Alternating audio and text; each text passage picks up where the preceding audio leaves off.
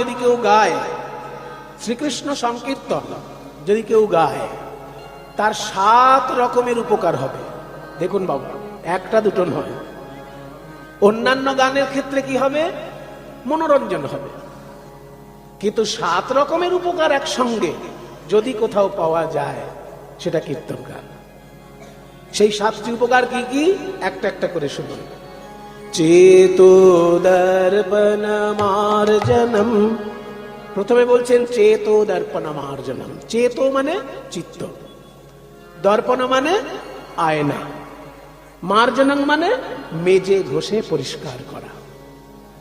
এই মন রূপী আয়নাটাকে মেজে ঘষে পরিষ্কার করে দিতে পারে কীর্তন। মনটাকে আয়না বললেন কেন? আয়না তো খুব সস্তা ব্যাপার। এখনো 10 টাকা 15 টাকায় আয়না কিনতে পাওয়া যায়, ছোট আয়না পাওয়া যায় না?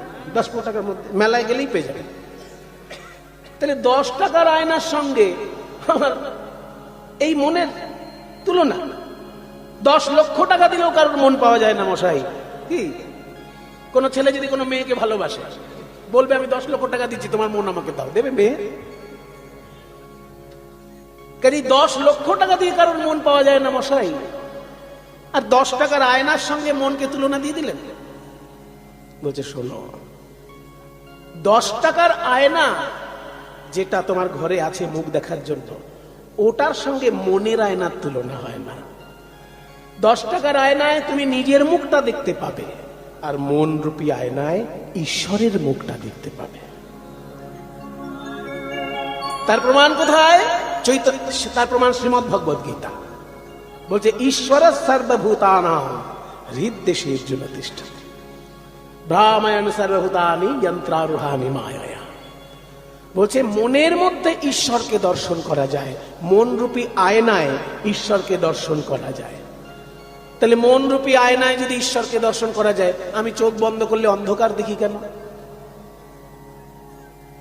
সব যুক্তিবাদীর উত্তর কিন্তু শাস্ত্রে দেওয়া আছে, আমরা খুঁজি না, সেটা আমাদের দুর্ভাগ্য। এসব যুক্তিবাদীদের উল্টোপাল্টা প্রশ্ন আছে না।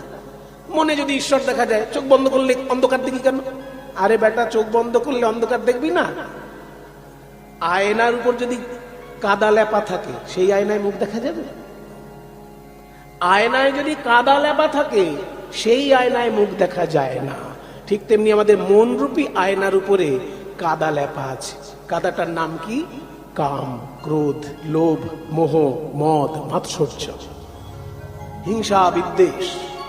এই সব কাদা মন রূপী আয়নার উপর আছে বলে এই মনে আমরা ঈশ্বর দেখতে পাচ্ছি না।